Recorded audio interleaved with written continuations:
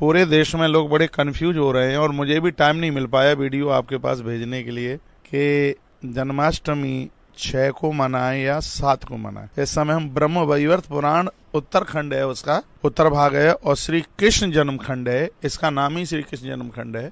इसमें लिखा है कि यदि सप्तमी में अष्टमी पड़ जाती है, यदि सप्तमी में अष्टमी पड़ जाती है, भले ही रात्रि के 12 बजे रोहिणी नक्षत्र है, तो उस जन्माष्टमी में कभी भी भूलकर व्रत नहीं करना चाहिए। ये अब मैं श्लोक बोल रहा हूँ। ये मुख्य बात ये है, यहाँ जो विशेष बात कही गई है कि वर्जनीया प्रयत्नेन सप्तमी सहिता अष्टमी। देखिए, वर्जनीया प्रयत्नेन सप्तमी सहिता अष्टमी, सा चर्चात्मक कर्तव्या सप्तमी सहिता अष्टमी। कितना भी विशेष रोहिणी नक्षत्र रात्रि में 12 बजे आ गया हो, यदि अष्टमी के पहले उदिता में सप्तमी है तो इस तिथि में उपवास बिल्कुल भी न करें, व्रत ना करें। पूरा देश मुझे इस बात को सुन पा रहा है। कल उदिता में सप्तमी है, रात्रि के आधी रात्रि पर अष्टमी है, रोहिणी नक्षत्र है, और आनंद की बात यह है कि कल बुधवार भी है। यदि मेरे इस ग्रंथ की आप कुछ महिमा समझ रहे हैं, विशेषता समझ रहे हैं, तो जिस तरीके से हम करने के लिए जा रहे हैं वैसे आप भी कीजिए। इसमें वर्णन किया गया है कि उस अष्टमी को बहुत विशेष माना गया है जो अष्टमी उदिता में है। तो निवेदन यह है कि भगवान का अभिषेक, भगवान का पूजन कल तारीख है 6 तारीख की रात्रि को कीजिए। व्रत है, उपवास है, और भी जो दान पुण्य है वो सब परसों के दिन सप्तमी को कीजिए। तो ये कल भूल करके भी आप व्रत न करें। और जन्माष्टमी का व्रत तब ही ज्यादा विशेष माना जाता है जिसमें अन्न को भी छोड़ दिया जाता है। हम कल रात्रि को 6 तारीख की रात्रि को भगवान का अभिषेक करने के लिए जा रहे हैं, क्योंकि रात्रि में अष्टमी भी है, रात्रि में अष्टमी भी है, रात्रि में रोहिणी नक्षत्र भी है, और रात्रि में बुधवार भी है। इसलिए हम भगवान का रात्रि को अभिषेक पूजन कल रात्रि को करेंगे। व्रत है, उपवास है, ये कल बिल्कुल भी नहीं करना है, क्योंकि सप्तमी में अष्टमी है तो उसमें आप पूजा कर सकते हैं, भगवान को वंदन कर सकते हैं, भगवान का अभिषेक कर सकते हैं।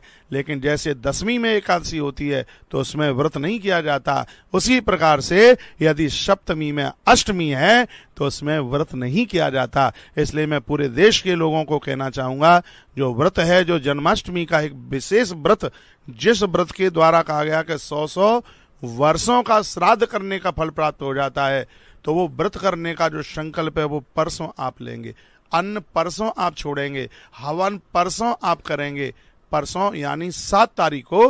लेकिन भगवान का अभिषेक हम कल रात्रि को करेंगे। ये बहुत ज्यादा विशेष होगा, और इसके सबके श्लोक इसमें पड़े हुए हैं। और ये जितनी भी ये मैं बात आपको कर रहा हूं, ये टोटली ये बात मैं आपको कर रहा हूं वो ग्रंथ के माध्यम से कर रहा हूं।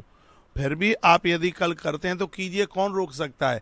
यदि कल आपने व्रत उपवास किया है तो कल रात्रि को आप बिल्कुल भी अन्न ना खाएं, क्योंकि इस व्रत में लिखा है कि श्री कृष्ण जन्माष्टमी के जब तक रोहिणी नक्षत्र रहता है, जब तक अष्टमी रहती है, तब तक यदि रात्रि में कोई अन्न खाता है तो उसको मांस खाने का अपराध लगता है।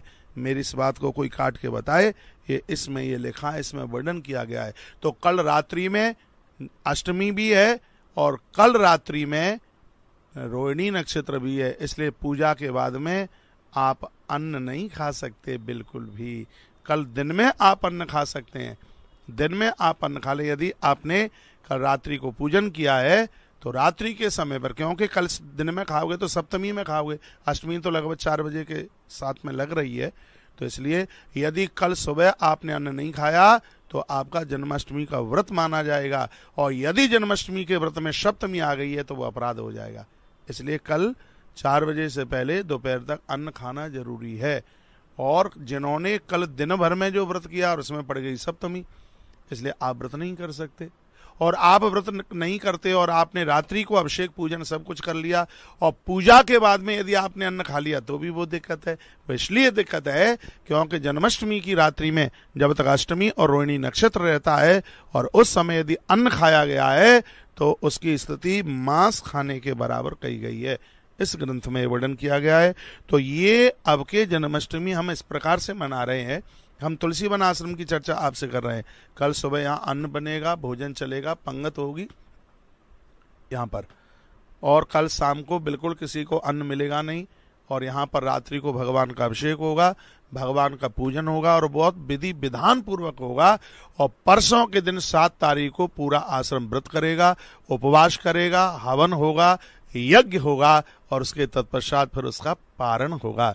तो फिर आप कहोगे ये 2 दिन की हो गई है तो उसमें दिक्कत क्या है? उस ग्रंथ में वर्णन किया गया है कि अष्टमी रोहिणी नक्षत्र और बुधवार पड़ता है और ऐसे समय में आप भगवान श्री कृष्ण का महाअभिषेक करते हैं तो इसकी इतनी बड़ी महिमा, ये योग 100 वर्ष के बाद में पड़ता है।